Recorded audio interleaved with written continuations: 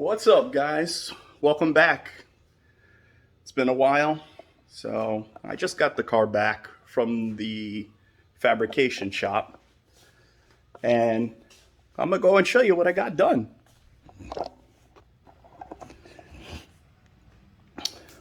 We got the full exhaust all put on, wastegates, everything all plumbed, all back in there. It definitely became a tight fit, but we got it to work. So we ended up going with the 3.5 all the way back.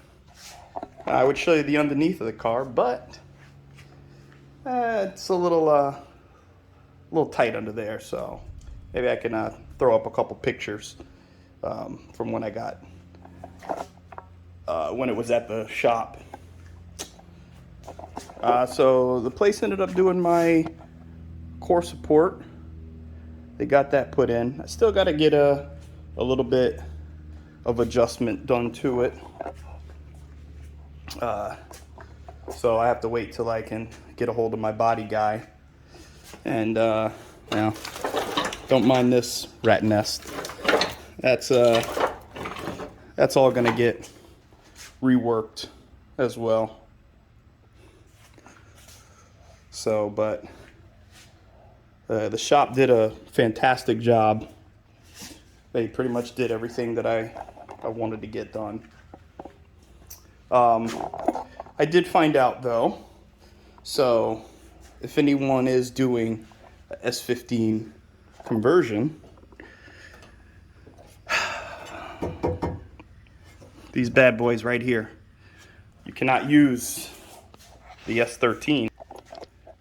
You have to get the S14 or the S15, or you can just go over and buy the Nismo Power Brace, or there's a whole bunch of off brands that you can buy. The Nismo ones are, it seems like they're a little kind of hard to come by.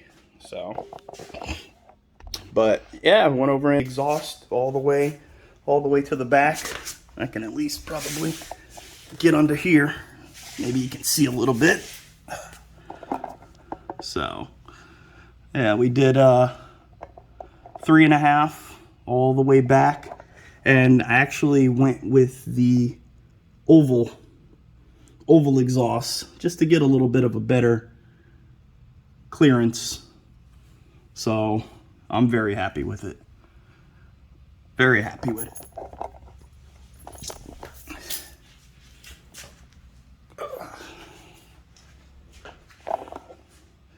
So, yeah, don't mind the paint job. That's all in the plans of getting reworked. And still got to get the fenders modified, but that'll be all once I get my body guy. But as far as that, let's get back to doing some more wiring. So, we want to start laying out our wire, but there's several ways that you can do all this. Some people will just start rolling out, getting your wire, and start rolling everything out. Now, if you want to save on cost and material, this is how I do it. Whew, it's hot out here. So, sorry about all the sweat. So,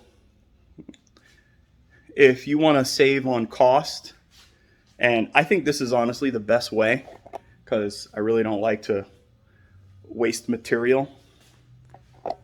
Your best friend, go to Home Depot, Lowe's, Ace, any of these places. Get yourself some nylon rope. This here, 2 cents a foot, if even that, a penny a foot. This you don't mind going over and wasting money on. This I mind. I don't want to waste money on this. So you go over, you can get yourself some nylon rope, and you can take all of your measurements out on this. So what you're gonna go over and get, should have had all this out beforehand, but I didn't, so you just have to bear with me.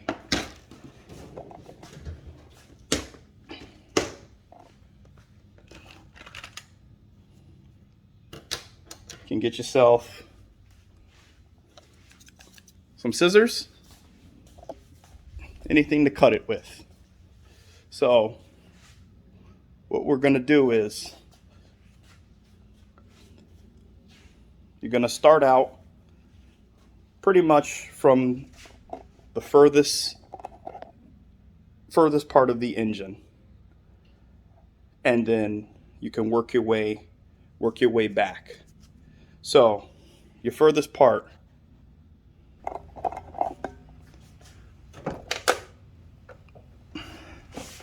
that's going to be all of this over here: alternator, your crank angle sensor. That's all your furthest stuff. So you can go over there, start with a piece of string like so, which will be your alternator. Where's it at? Your crank angle sensor. And I'll actually probably be mounting my boost control solenoid probably somewhere in this area here. So I went ahead and I started it. Just it was a little bit easier to do while not holding the camera. So we started out here, and what you can do is, usually the best route is following what the OEM harness usually has laying out. So usually in a lot of cases, you are going to have to remove the intake manifold. I didn't. This is just a quick mock-up just to show you. I pretty much have already kind of done this ahead, and I have the correct routing and whatnot, which it's really not that much difference. Just I have it kind of laying on the top. So you're routing it, you're going all the way, basically how the OEM harness would have ran. In many cases, since this was an Aristo, so I do believe that the OEM harness, I think the ECU actually was inside of the engine bay.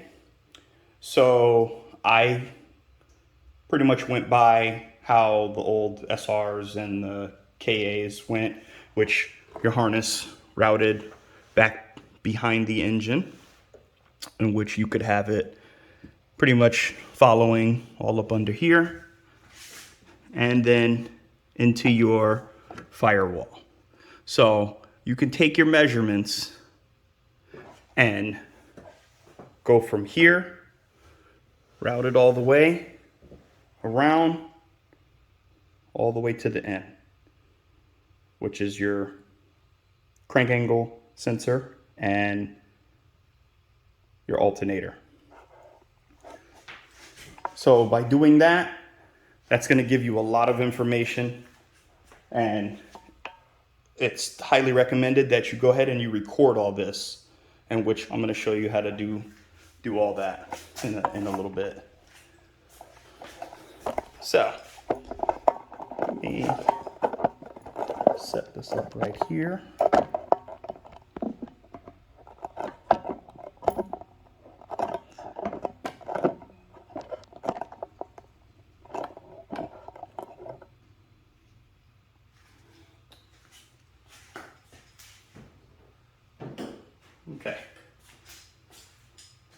So for all your other stuff,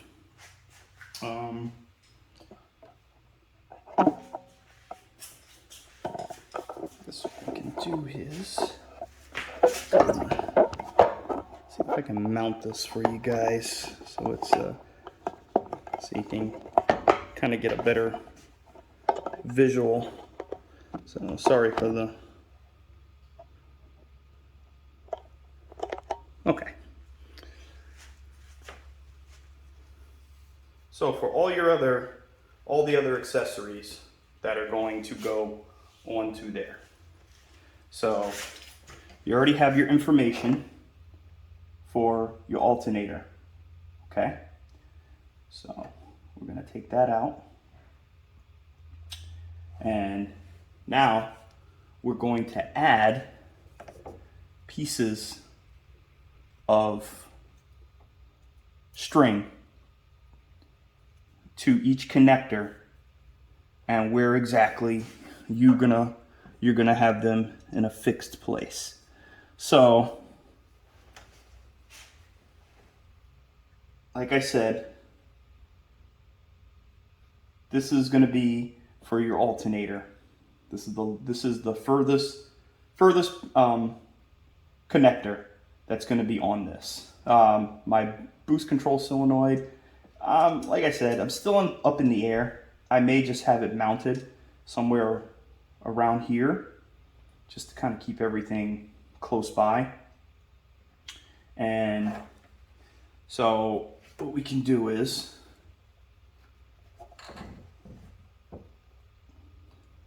all you're doing is adding. So you're gonna know, for like instance, your boost control solenoid, that's already gonna have a pigtail coming from out of it. So you're not gonna need an incredibly long piece of wire, but you wanna have it at least, you know, a moderate length. So we'll say right about there.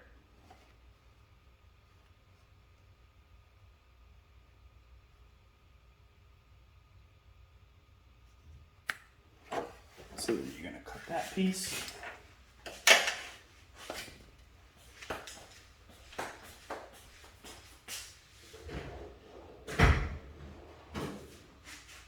And I almost forgot. So this is going to be your best friend right here. Okay?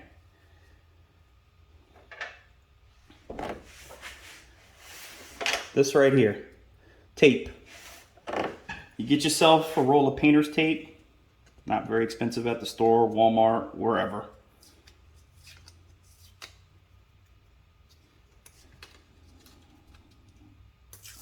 You rip yourself off a couple pieces.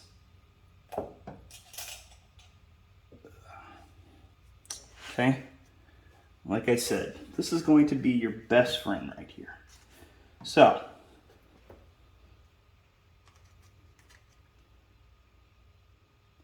you already have your in for your alternator. So now we're trying to figure out where we want to have the boost control solenoid. So we're going to put it right about there. Now, all you do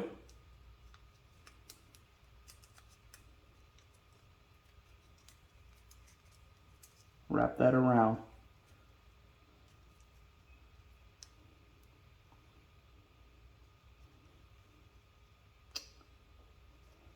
Now you have your information for your boost control solenoid.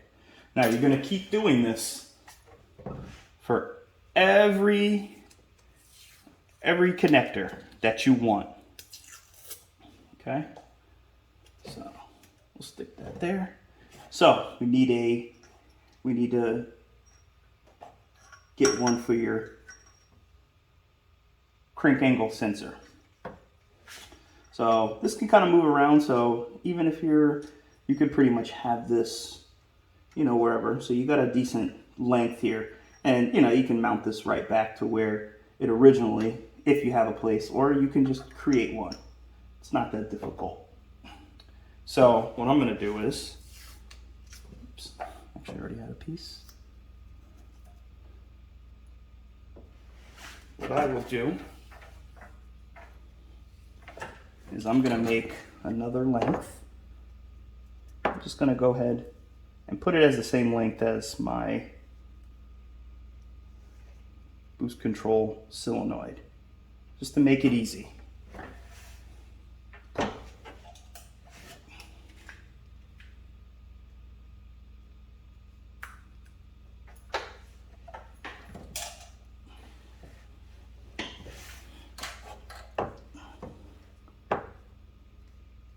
Okay, so you're just gonna sit here and you're going to build this up.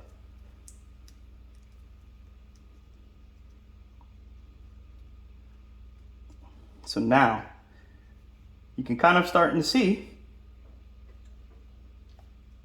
hey, look at that. We have a harness in the making.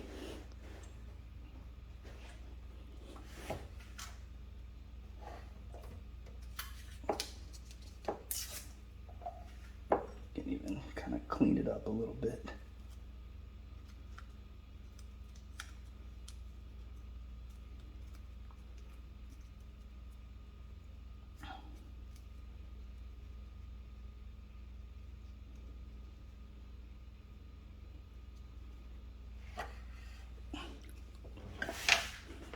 So there you go. Let me angle that down a little better for you guys. So there you go. Alternator, crank, boost control solenoid. Okay? So now we work our way up.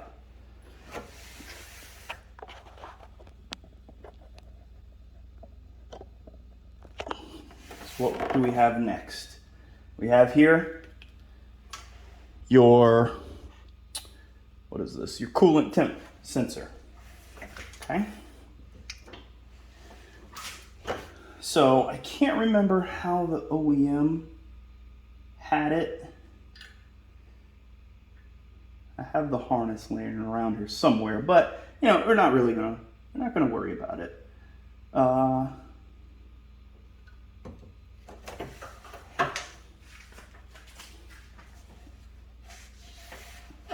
So what you can do is, so since this is pretty much the, pretty much the last thing that is over here.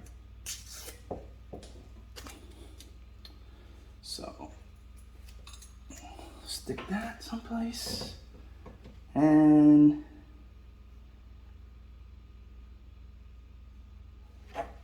you can have that.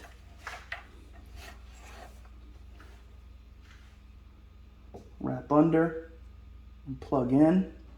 So now in this instance, you can give yourself a little more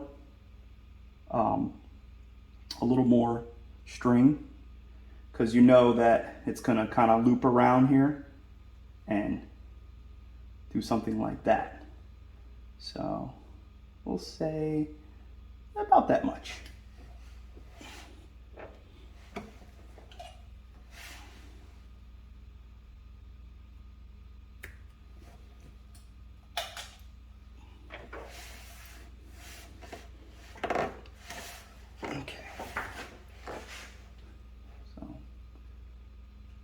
You can stick that there, and then say you can have it branch like that, or you can have it, you just want to make sure that you're not going to have so much that it's going to be over here rubbing all on this, because then when you start the car and you're having a wire that's sitting here doing this, and then it just grinds it away. So you just have to be aware of your surroundings when you're doing this, you know, kind of think ahead a little bit. So we'll put it right there.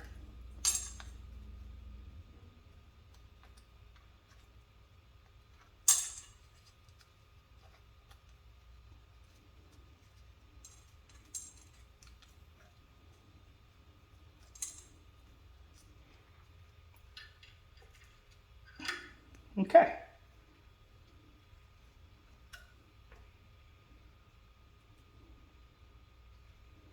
So now, as you can see,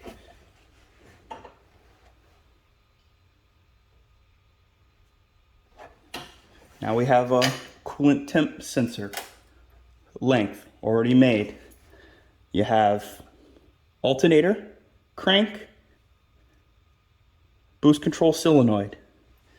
Now you're going to continue doing this all the way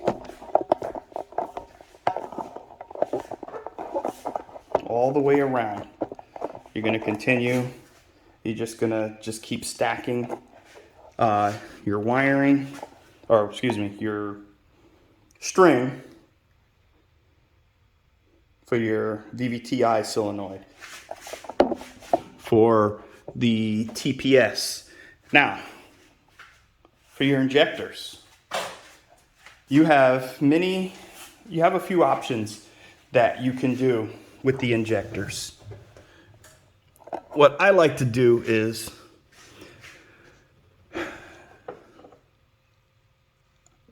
I'm not going to actually run, but you can do this. You can run some string to each injector port. Or what I like to do is, you know what? Let me set the camera up here.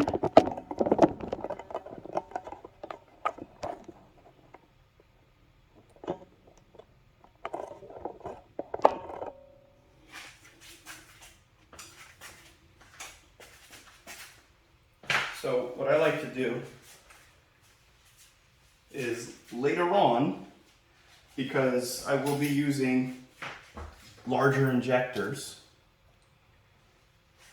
what I'm gonna make is get a Deutsch connector.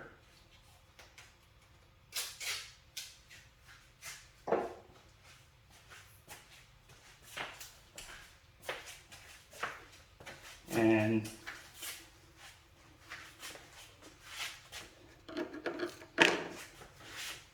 I'm just going to make a branch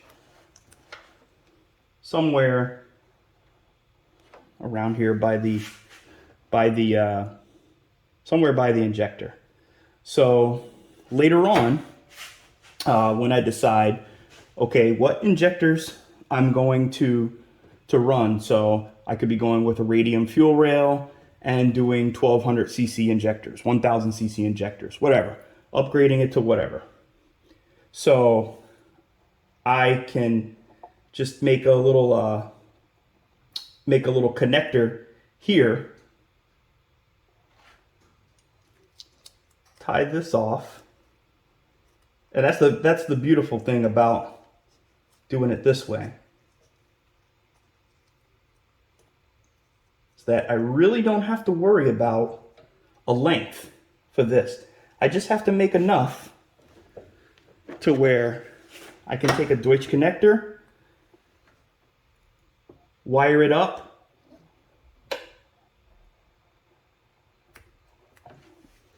wire that all up. So when I'm ready and I know what exactly injectors I'm going to run, then all I have to do is just run my wires all through here, plug them into a Deutsch connector, and that's it.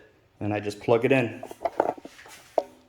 So now you're gonna keep on stacking all of whatever connectors that you need, whatever you need for future that you're gonna have wrote down. And then you just can keep continuing to do that until you're all done.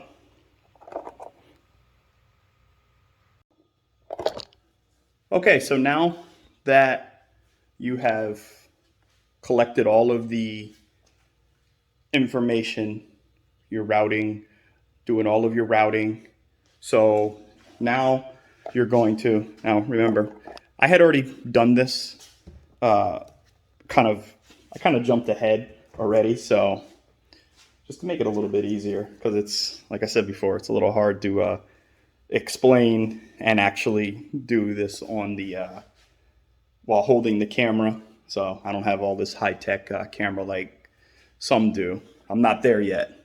Maybe one day, but not today. So what you're gonna do is after you have placed everything on the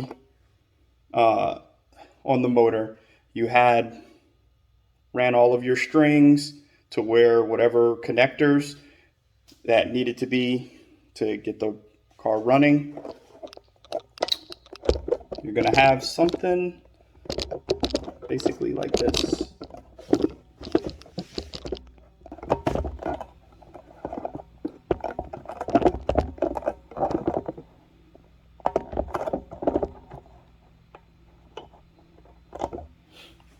This is what you're gonna have. So like I said, I love nylon rope. It's the best. So you're gonna have all of your information in this rope.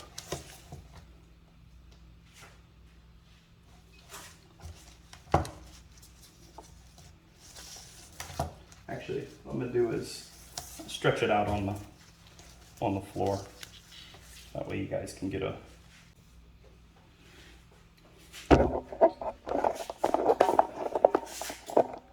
okay. So we have everything all in this nylon rope. And what I did was took some painter's tape so that way I know what is what. And this gives me all my lengths.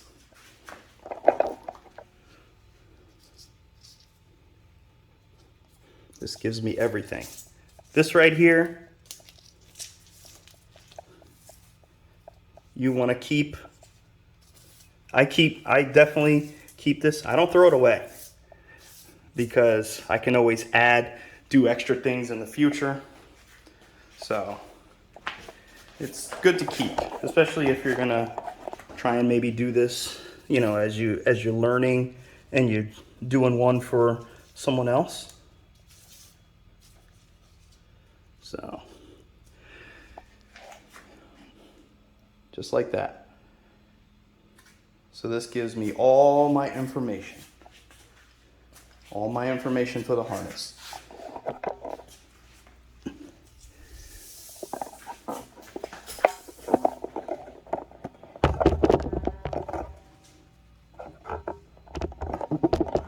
So now that you have all of your everything, all your lengths, everything, all your data is collected, then what you're gonna do is, now there's other options for this as well.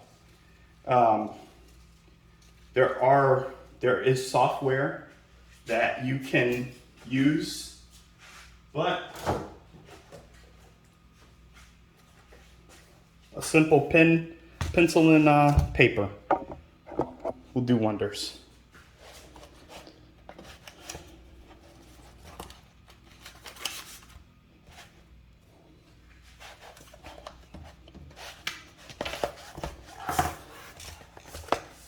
So this is all of my information. This is all the data that I collected from just running it on here. I did every connector I could think of, and added connectors, because I'm also possibly going to do flex fuel, all that good stuff. So like I've said in my previous video, I'd rather have it now than have to add it in and, you know, take apart, splice in. Just do it now. If you don't use it, you don't use it. If you use it, hey, look, it's there. You're good to go. So now you have all of your links. You have all of your branch points. You have where it goes out to your ECU.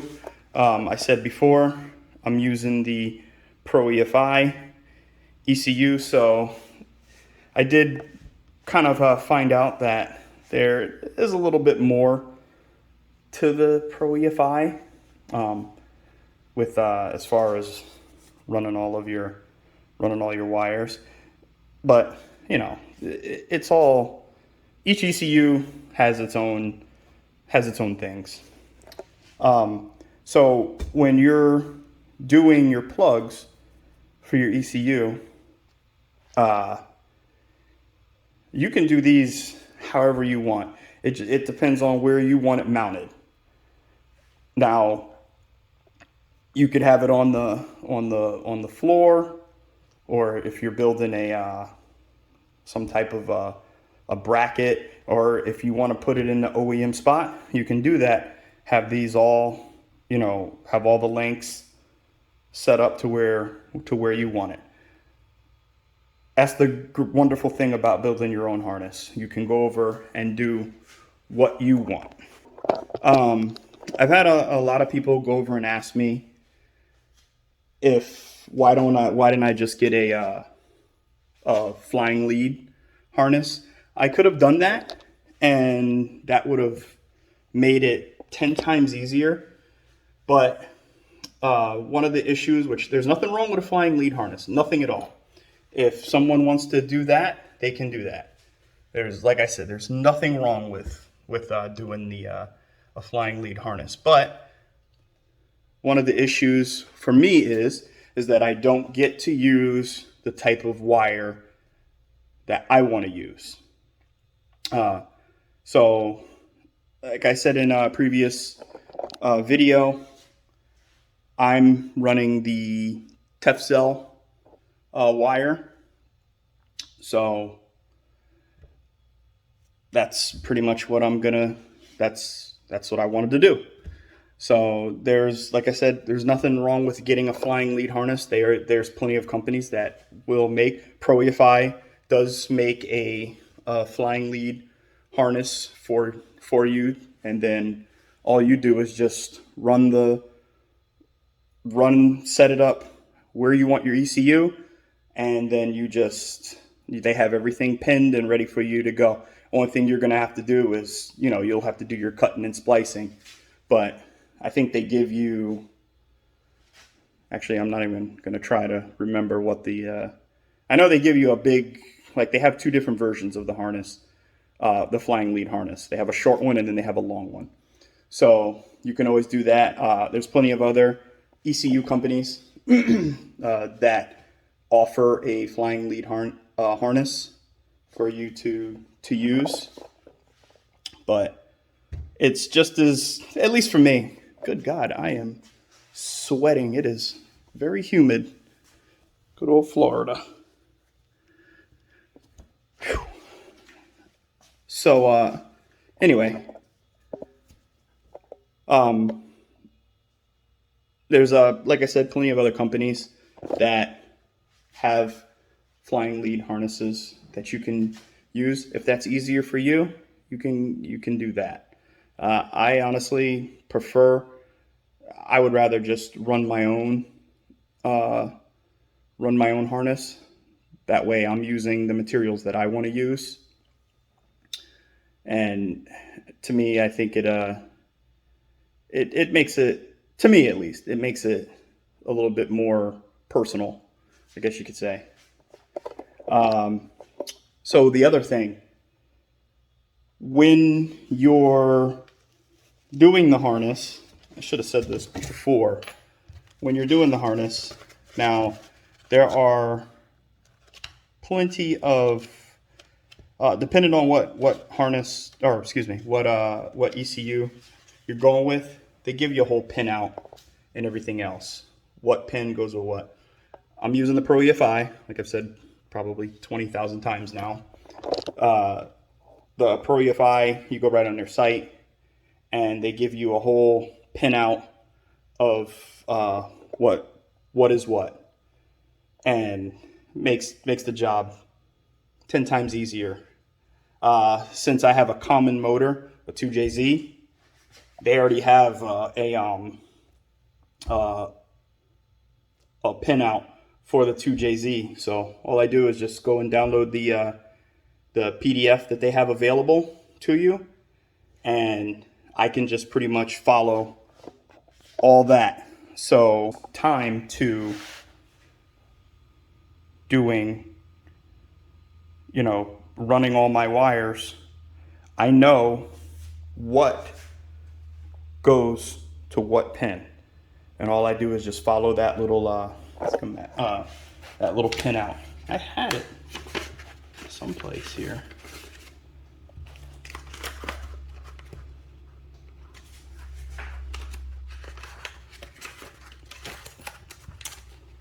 All right, bear with me here.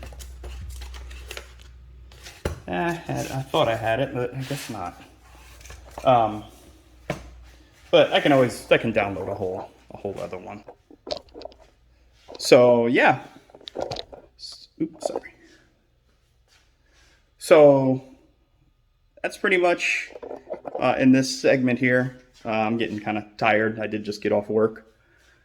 So in this, so I showed you how to basically how to start building the harness. This basically starts to get to be the fun part. Explaining it, it's a little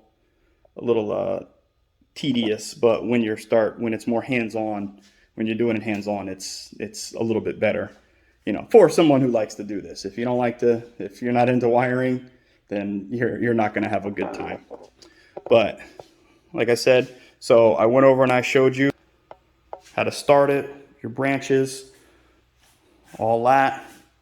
Going all the way, you're getting your lengths. And then you're taking what you routed, and then you're getting your measurements. Simple ruler. Then you're taking that information, taking this information from this, and then you're putting it to this. So all this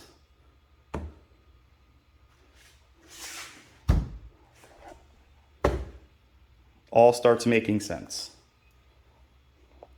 So I'm going to cut it off here, and I will be sure to try to push out some more videos. I'm going to go over and show you guys how to start actually running your wires. Now that you have everything, now this is where you get to use your actual wires. We'll take all of that information and we'll start laying out our wires, finding out what needs power, what needs ground, what needs sensor supply, sensor ground. And I pretty much use, five colors. I keep it simple. Red, black, green, orange, and everything else will be white. So even though I'm going to be using a lot of white, white is going to be for everything else. A simple multimeter, and you can find out what wires go with what. So on the next video, I'm going to go over and start showing you all that, how to go over and wrap up everything, or not wrap up, sorry, how to cut your lengths and all that. Start putting your wires to actually, it'll probably start looking like that. That'll start looking like an actual. So tune in next time. Thanks, guys.